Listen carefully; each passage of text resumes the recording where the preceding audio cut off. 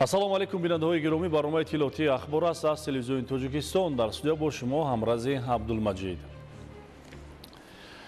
истиқлолият барои мардуми кӯҳанбунёди тоҷик арзиши муқаддасу сарнавиштсоз буда, таҳти парчами он хурду бузурги мамлакат барои тақвияти пояҳои давлатдории навини худ бо азму талоши ватандӯстона заҳмат мекашанд. истиқлолият волотарин ва бо арзиштарин дастоварди миллати тоҷик дар давоми бештар аз 3 даҳсолаи охир мебошад. Тоҷикистон маҳз ба шарофати истиқлолият ҳамчун узви комилҳуқуқи ҷомеаи ҷаҳонӣ эътироф гардид. ҷаҳонгир Сафарализода гузориш медиҳад. муқаддасу бегазанд ва ҳамеша пойдору устувор нигоҳ доштани истиқлолият, ин дастоварди бузург ва неъмати беҳамтои миллӣ, вазифаи давлат ва рисолати ҷонии ҳар як шаҳрванди худшиносу худогоҳ ва бо нангу номуси Тоҷикистон аст. 9 сентябр барои мардуми кӯҳанбунёд, фарҳангсолор ва шарафманди тоҷик санаи сарнавиштсози таърихӣ ва хушбахтиву сарбаландӣ мебошад, зеро дар ҳамин рӯзи соли 1991 халқи тоҷик соҳиби бузургтарин неъмат, нишонаи олии ҳуввияти миллӣ, ифтихор ва номуси ватандорӣ, рамзи ҳастии миллати бостонӣ ва соҳибихтиёрӣ истиқлоли давлатӣ гардид. сулҳу субот ва ваҳдати миллӣ барои мо тоҷикон чун арзишҳои бисёр азизу муқаддас аҳамияти калидӣ доранд ва ҳифзу таҳкими онҳо вазифаи ҷонию ҳар шаҳрванди бо нангу номуси Тоҷикистон буда, ноил гаштан ба сулҳу субот ва ваҳдати миллӣ яке аз дастовардҳои бузурги даврони истиқлол мебошад. истиқлол барои мо мактаби бузурги ҳаёт ва сабақи нотакрори давлату давлатдорӣ, марҳилаи ибратомӯзӣ расидан ба сулҳу ваҳдати миллӣ, қадами ҷиддии роҳ овардан ба нақшаҳои азими созандагӣ ва бунёдкориҳое гардид ки ҳадафҳои бузурги он ба тақдири наслҳои оянда вобаста мебошанд. истиқлол Тоҷикистонро ба ҷаҳон муаррифӣ намуд. ба шарофати истиқлоли давлатӣ Тоҷикистон дар арсаи байналмилалӣ мавқеи хоса пайдо намуда, ташаббусҳои ҷумҳурии мо ба хотири таъмини зиндагии шоистаи тамоми сокинони сайёра дар сатҳи ҷаҳонӣ пазируфта шуданд.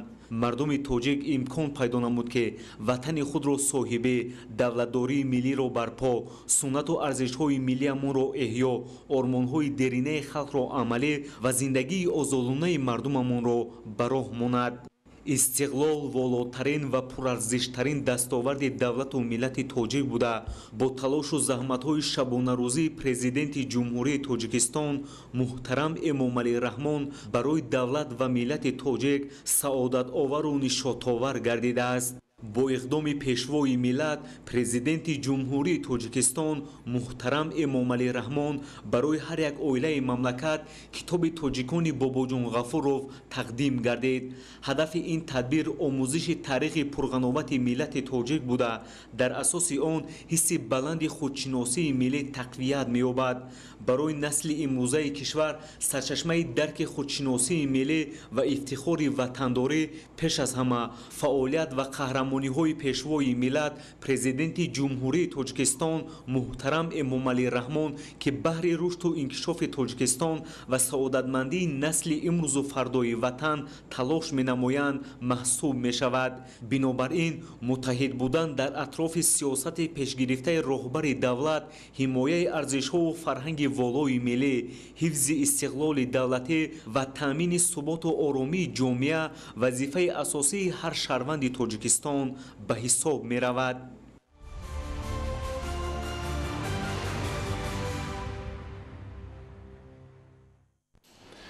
дар ҷумҳурии Тоҷикистон мақоми омӯзгор баланд мегардад. бобати ин лоиҳаи қонуни ҷумҳурии Тоҷикистон дар бораи мақоми омӯзгор барои баррасӣ ба маҷлиси намояндагони маҷлиси олии ҷумҳурии Тоҷикистон пешниҳод гардидааст.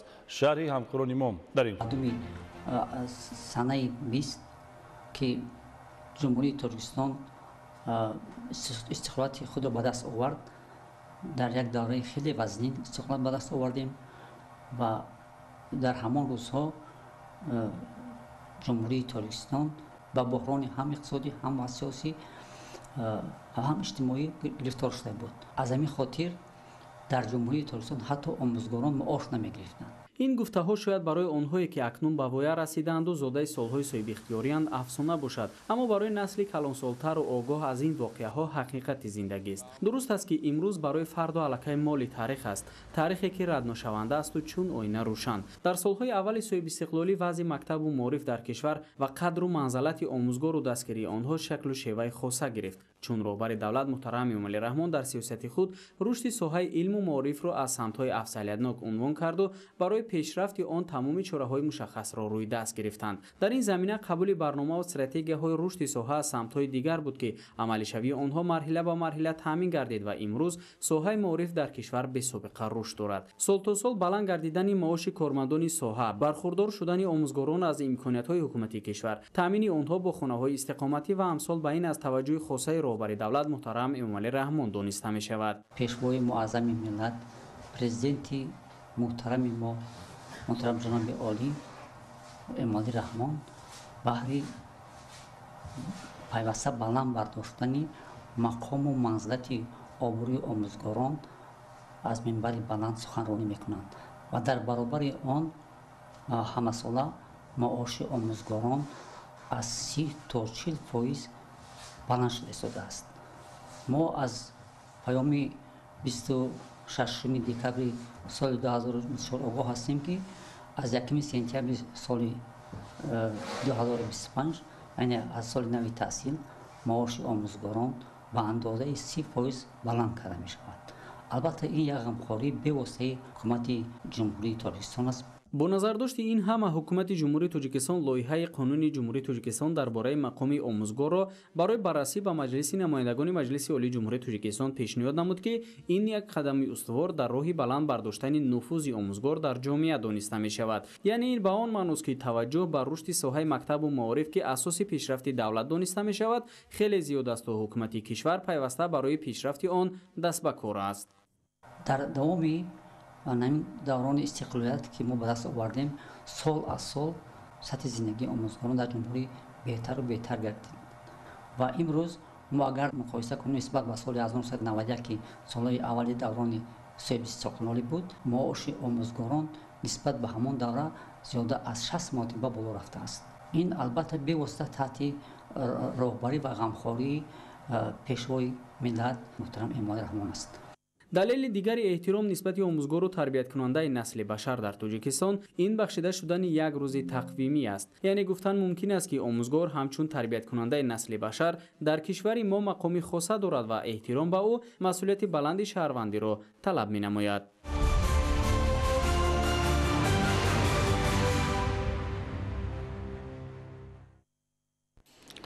مؤسسه‌های تعلیمی ناحیه رشت به سال نو تحصیل آماده می‌گردند. سال جاری با مقصد تعمیر مؤسسه‌های تعلیمی از بودجه محلی زیاده از 1,684,000 سومانی جدا گردیده است. گزارش ایدیگل محمود.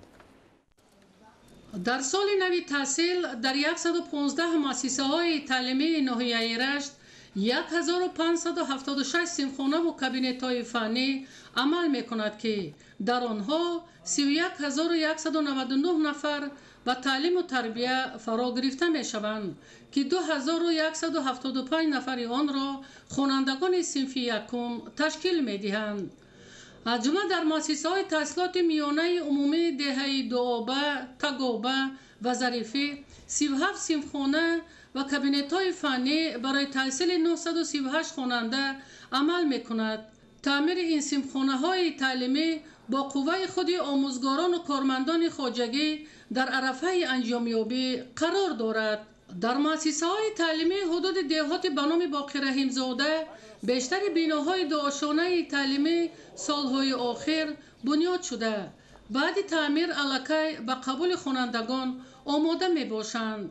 در مؤسسه‌های تا مکتبی شهرک غرب و دهات هایید زیاده از 157 نفر کودکان به تعمیر و تربیت فرا گرفته شدند.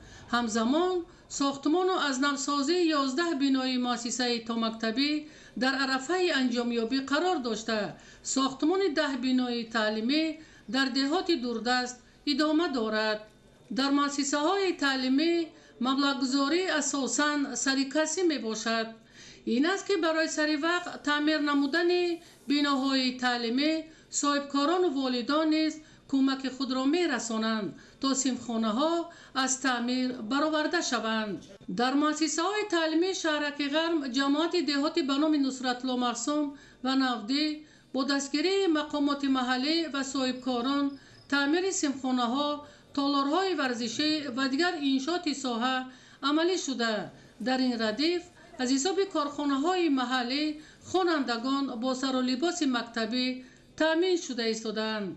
همزمان در عرفه سال نو تحصیل در حدود جماعت‌های شهرک و دهات ناحیه رشت یک چند بناهای نو تعلیمی و سیمخانه‌های علاوگی به استفاده داده می‌شوند.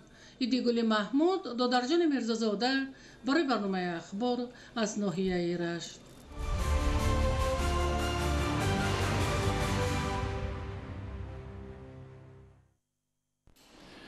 در بعض شهر و ناحیه‌های کوهی دوره کوتاه گرمی برای رسیدن حاصل امکان نمی‌دهد. محنتکشان ناحیه روشن توسط به راه ماندن تجربه معاصر کشت و پرورش زراعت در استحصال سبزیجات موفقیت خود را افزون نمودند. حالا در ناحیه روشن در 92 گرمخانه سبزیجات استحصال کرده می‌شود. نوروزشاه عزیزالله از ناحیه روشن گزارش می‌دهد. با سبب شرایط کوهستان و حرارت نسبتاً پست در زمین‌های کشادی ناحیه روشن پمیدور تا حال نپخته است و موافق تجربه چند ساله دوره جمع‌آوری حاصل این نمود سبزیجات از ماه سپتامبر آغاز خواهد شد. امروز امکانیت اساسی برای تامین طلبات بازار با سبزیجات گرمخانه‌ها به حساب می‌رود. جهت قانع گرداندن طلبات اهالی کلانترین گرمخانه حدود بدخشان جمعیت دارای مسئولیت محدود سبزیجات کوهستان در ناحیه روشن نقش نمونوی دارد. حالا پمیدور، بادرین، قلمفور شیرین و کبودی و بازارهای ولایت از همین حساب تامین کرده می‌شود. آموزش، تبادل تجربه بین علم و استحصالات و غنی شدن دانش‌های عملی به استحصال محصولات باصفت سبب شده است. در این گرمخانه‌ها ما سبزیجات‌های گوناگون با مانند پمیدور و بادرینگ و بادمجان و قلمفور شیرین دیگر نمود سبزیجات پرورش کرده همه روزه تر و تازه به بازارهای ولایت مختار کوهستان و بدخشان دسترس میکنیم. حدود گرمخانه چند هکتار را تشکیل می‌دهد و حالا در این گرمخانه چند نفر فعالیت کرده ایستادند؟ در عموم ما 2 هکتار گرمخانه را در ناحیه روشن بنیاد کردیم و این گرمخانه که به سبزیجات کوهستان تعلق دارد یا 1.5 هکتار مساحت را تشکیل می‌دهد و همه روزه 300 تا 500 کیلوگرم سبزیجات تر و تازه را به بازارهای ولایت تامین می‌نماید. همین زمان این گرمخانه در تامین طلبات بازارهای شهر و ناحیه‌های ولایت مختار کوهستان بدخشان چگونه نقش دارد و شما آینده برای زیاد کردن استحصال سبزیجات چه نقشه‌ها دارید؟ محصولاتی که در این گرمخانه‌ها استحصال می‌شود پورا طلبات ساکنان ولایت را تامین نمی‌کند. بنابراین ما تصمیم گرفتیم که در تمام ناحیه‌های ولایت مختار کوهستان بدخشان همین خیلی گرمخانه‌های موسمی بنیاد شوند و طلبات ساکنان را پورا تامین نمایند. شرایط طبیعی ناحیه روشن با نظرداشت کوهستان بودنش نسبتاً سرد است و در اینجا جمع‌آوری حاصل زراعت از میدان‌های کوشاد دیر آغاز می‌گردد. بنیاد همین گونه گرمخانه‌ها در شرایط کوهستان چی نقش گذاشته می‌تواند به خاطر تامین طلبات بازار استعمالی در فصل‌های گوناگون سال با محصولات نیازی آور؟ بنیاد چنین گرمخانه‌ها در ولایت می‌تواند طلبات ساکنان را پورا تامین نماید، چون که در زمین‌های کشاد فقط در مدت 2 ماه حاصل رویانده می شود، ولی در گرمخانه‌های موسمی تجربه که ما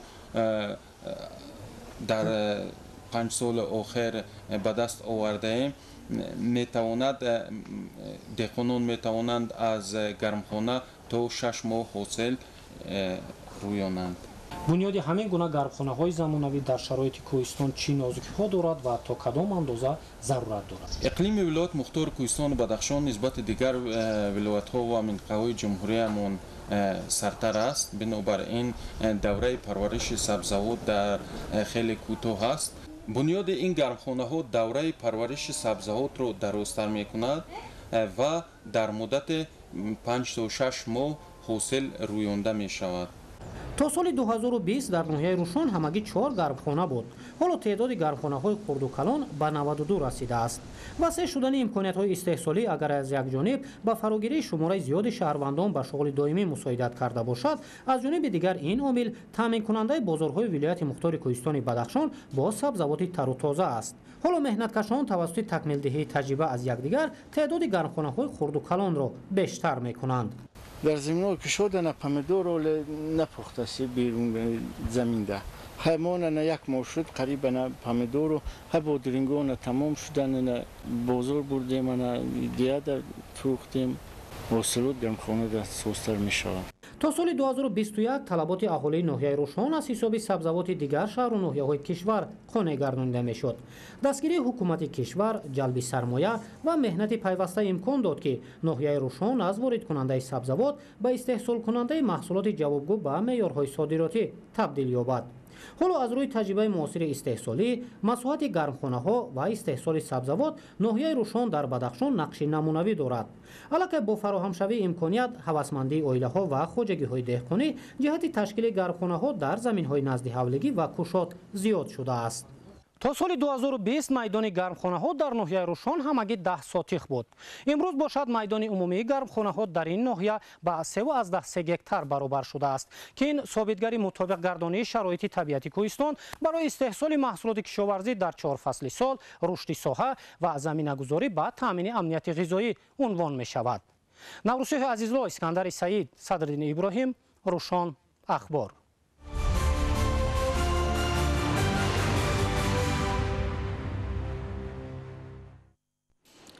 در موسم تابستان فراوانی محصولات کشاورزی در بازارها امکان می‌دهد که ساکنان برای دوره زمستان مواد غذایی را به طور کافی ذخیره نمایند.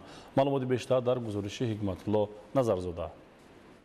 ذخیره قناعت بازار و تامین و معتدلی نرخ محصولات را نگاه می‌دارد. اقتصاددانها به آن نظرند که سهم بخش خانواده‌ها که 49% محصولات کشاورزی در آنها استحصال کرده می‌شود، در ذخیره محصولات نقش بی‌اندازه دارند. حالا مساحت زمین‌های قطعه‌های نزد حولگی 215,000 گکتار است و 107,000 آن را زمین‌های آبی تشکیل می‌دهد که در آنها امکانات کشت و استحصال محصولات وجود دارد. از جهت مساحت این زمین‌ها خرد می‌باشند ولی می‌توان با مهنت پیوسته حاصل خوب به دست آورد و خانواده را با محصولات خودی تامین نمود. اهالی با در نظر داشت وضع مرکب جامعه جهانی، خشکسالی، کم‌آبی و بالاروی نرخ محصولات باید به مسئله‌های استفاده عاقلانه و ثمرناک زمین، هرچی بیشتر استحصال کردن محصولات کشاورزی، ذخیره مواد غذایی در هر یک عائله و صرفه و سرشته‌کاری اعتبار اولین درجه دهند. اهمیت داشتن ذخیره محصولات استعمالی به نهایت کلان است و باید ما همین را داشته باشیم، زیرا که وابسته به همین وضعیت سیاسی و اجتماعی در دنیای معاصر به وجود آمده، پیشوای ملت دائما تاکید میکنند که به اهالی کشور که حرکت کنند که ذخیره 1 ساله، 2 ساله و 3 ساله را داشته باشید. امروز تمام کشاورزان و هر یک عائله باید با استفاده عاقلانه و ثمرناک زمین از جمله زمین‌های نزد حولگی در زمین‌های آبی حتما برای ماندن کشتی تکراری که منفعت و ثمرناکی این عمل سال‌های اخیر در فراوانی بازار استعمالی روشن دیده می‌شود دقت اولین درجه دهند. лӯбёгиҳоро то 10 сол нигоҳ доштан мумкин аст. сири нигаҳдории тӯлонии ин намуди маҳсулот дар коркарди дуруст ва муҳайё намудани шароити махсус аст. барои ин онҳо бояд комилан хушк бошанд, дар қуттиҳои ҳавоногузар ва дар ҷои сарду торик нигоҳ дошта шаванд. барои дар оянда барои кишт набошад, фақат барои ғизои озуқавории рӯзгордорӣ бошад, мо метавонем дар дохили ҳар як зарфи 2 литра 1 қошуқ намакро илова кунем. намак чӣ имконият медиҳад? яъне ки ҳамин консентратсияи намак каме шӯриро ба миён меорад ва дар натиҷа масалан мита ва дигар ҳашаротҳое ки мисол ворид шуданаш мумкин ҳангоми хушконидан ба воситаи гард чанг вориди ҳамин ҷо мешаванд ва метавонанд خود همین محصولات‌های لوبیاگی رو از داخل خورده سفیده و غذانوکی اون رو صفت مالی عموما همین رو پس کنند از حساب تاثیر اشغالی همون رو نیست میشوند. طبق پیشگویی تشکیلات عضوقواری و کشاورزی سازمان ملل متحد سالهای اخیر بنابر تغییریابی اقلیم، خشکسالی و تاثیر آن به ساحه کشاورزی، تامین اهالی با مواد غذایی باز هم دشوار گردیده، استحصال محصولات در جهان نسبت به سالهای قبلی کم می‌گردد. امروز استفاده مقصدناک زمین نزد حولگی و ذخیره محصولات برای دوره تیرمو و زمستان در هر یک اویله باید به یک عمل حتمی و معمولی تبدیل یابد. бо фарорасии тобистону тирамоз занҳо маъмулан ба бозорҳо мераванд то ҳадди имкон мева ва сабзавот харидорӣ кунанд ва дар шароити хона барои зимистон мураббо омода намоянд. амалан ҳар оила онро аз меваҳои гуногун омода мекунад. агар мураббо дар хонаи салқини ҳарораташ на болотар аз 15 дараҷаи гармӣ нигоҳдорӣ шавад, муҳлати истифода будани он 2 сол аст. дар захираи маҳсулотҳои асосии истеъмолӣ ба монанди картошка, пиёз, сабзӣ ва дигар зироатҳо, полезиву лӯбӯгиҳо бахши хонаводагӣ ва ёрирасони шаҳрвандон мавқеи хоса доранд. аввалан ҳамон шаҳрванд метавонад ки эҳтиёҷоти оилаи худро дар давоми сол таъмин намояд. дуюмаш аз он иборат аст ки захира ба дар як сатҳи мӯътадил нигоҳ доштани нарх дар бозори истеъмолӣ мусоидат мекунад. استفاده پرثمر و عاقلانه ذخیره‌های زمین و آب برای افزون نمودن حجم استحصال محصولات کشاورزی مساعدت می‌نماید. امروز اگر هر یک نفر به خود مقصد گذاشته زمین‌های نزد حولگی خود را بیکار نگذارد و استفاده پرثمر آن را تامین کند، منفعت دوچند به دست می‌آورد. با این عمل می‌تواند درآمد اقتصادی عائله را بهتر سازد.